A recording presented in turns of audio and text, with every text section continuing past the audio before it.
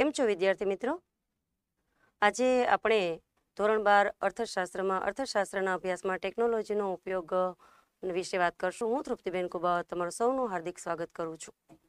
અર્થશાસ્ત્રના અભ્યાસમાં ટેકનોલોજીનો ઉપયોગ આપણે કઈ રીતે કરી શકાય તેમના વિશેની વાત કરીએ તો ખાસ કરીને જોઈએ તો આધુનિક યુગ છે, ટેકનોલોજીનો યુગ છે અને આ યુગમાં રોજિંદા જીવનમાં આપણે અનેક વાર ટેકનોલોજીનો ઉપયોગ કરતા થયા છીએ.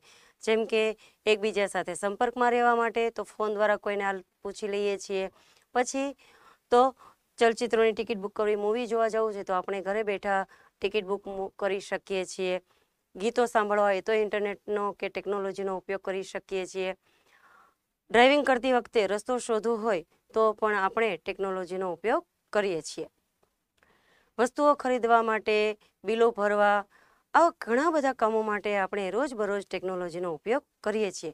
પરંતુ અર્થશાસ્ત્રના અભ્યાસમાં આપણે ટેકનોલોજીનો ઉપયોગ કઈ રીતે કરીએ છીએ એમના વિશે થોડીક વાત કરીએ. તો ખાસ કરીને જોઈએ તો પહેલાં આપણે અર્થશાસ્ત્રમાં કોઈ પણ એક વિષય તમારે સમજાવવો છે, કોઈ એક ટોપિક સમજાવવો છે તો એના માટે તમારે કમ્પ્યુટર ટેકનોલોજીનું જ્ઞાન હોવું જરૂરી છે. તો કમ્પ્યુટર ટેકનોલોજીમાં આપણે પેલું જોઈએ પ્રેઝન્ટેશન બનાવવા માટે.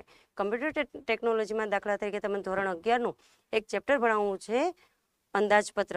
તો માત્ર ને માત્ર 3 સ્લાઇડ બનાવીને તો તમે એમાં સરસ રીતે પાવરપોઈન્ટ પ્રેઝન્ટેશન તૈયાર કરી શકો છો. જેમાં પહેલી સ્લાઇડ છે એમાં તમે પરિચય આપી અંદાજપત્રનો અર્થ આપી અને તમે આગળ બીજી સ્લાઇડમાં તમે વિવિધ અંદાજપત્રના ખાતા દર્શાવી દો કે અંદાજપત્રમાં મૂડી ખાતું, મહેસૂલ ખાતું, આવક અને ખર્ચ ખાતું જે છે એ દર્શાવી શકો છો.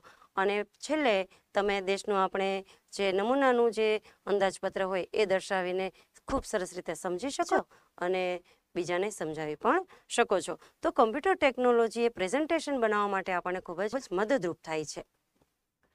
પછી એક્સેલ વર્કશીટ જે છે તો એ એક્સેલ વર્કશીટ છે એ આપણને અર્થશાસ્ત્રના મોટા પ્રમાણમાં આંકડાકીય માહિતીનો ઉપયોગ જ્યાં થતો હોય અને સંશોધન કરતા નિષ્ણાંતો હોય એ અત્યંત મોટા પ્રમાણમાં આંકડાકીય માહિતીની ચકાસણી કરવા માટે એ ઉપયોગમાં લેતા હોય છે. તો એના માટે આપણે સરેરાશ કાઢવી હોય, સહસંબંધ શોધવો હોય કે ગુણાકાર કરવા હોય, રિઝલ્ટ બનાવવું હોય, તો આવા બધા કાર્યો માટે એ ઉપયોગી આપણને એક્સેલ વર્કશીટ થાય છે. એક્સેલ વર્કશીટ છે એ આંકડાકીય માહિતીને પ્રોસેસ કરવા માટેનો એક પ્રોગ્રામ છે અને આ માટે આકૃતિઓ પણ એક્સેલ વર્કશીટમાં થઈ શકે છે. તો મિત્રો આજે આપણે ટેકનોલોજીનો ઉપયોગ અર્થશાસ્ત્રના અભ્યાસમાં જોયો.